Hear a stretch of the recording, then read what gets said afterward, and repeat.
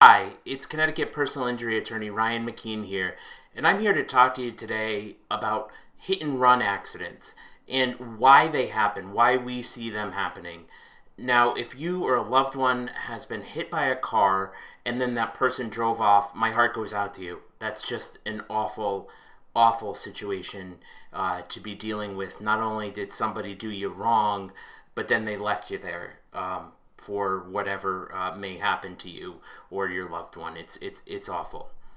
We see a lot of these cases. We see them involving bicycles. We see them involving pedestrians, runners, where somebody will be hit and the car will drive off.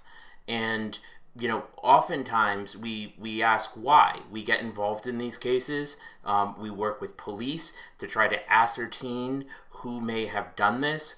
We do our own investigation to see if there's any security cam footage, to see if there's anything that local body shops are seeing in addition to what the police are doing. And oftentimes, eventually people get found. Sometimes it takes years, but somebody knows something. And there's some car in a garage that's under some tarp, and somebody knows or sees something eventually. So sometimes these can take time.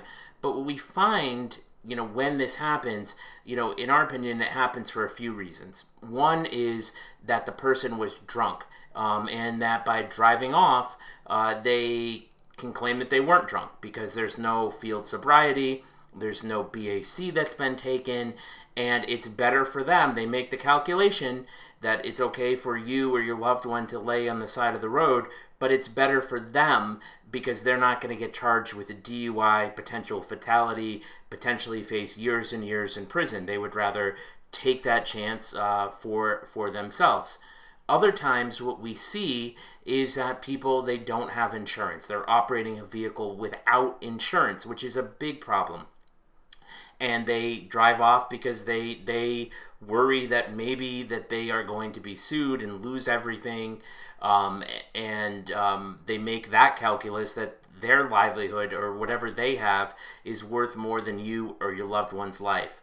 And at that point, we may be looking at an underinsured or uninsured claim, or we may be looking at other insurances that the person who hit you may have. I mean, it may be the kind of thing where they live with somebody who has insurance and that insurance policy will attach, but that's one of those things.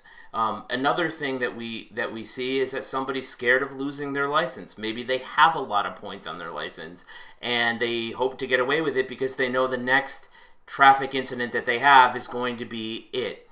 And in all these cases, they are valuing their own interest really above the health and well-being of you or a loved one, and it's wrong. And the best thing we can do at Connecticut Trial Firm is try to get to the bottom of it, to try to give you answers, and to try to get depositions, force them to talk about what happened. And yeah, maybe we can't prove their BAC, but maybe we can prove that they were at a bar. Maybe we can prove that they were drinking. Maybe we can get testimony, credit card receipts, transcripts, witnesses from where they are, and reconstruct their day, and get that information and provide you or the family the answer. So if you or a loved one have been unfortunately involved in a hit and run car accident, you can call us 860-471-8333. We are open 24/7. Our attorneys are always on call, so you can call us. We're here to help.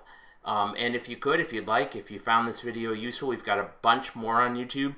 Just click the subscribe button, and that way you'll always keep on top of the latest content. I always try to talk about, the latest goings on in Connecticut personal injury law, car accident law, all of those things. And our goal is to provide you value with some information.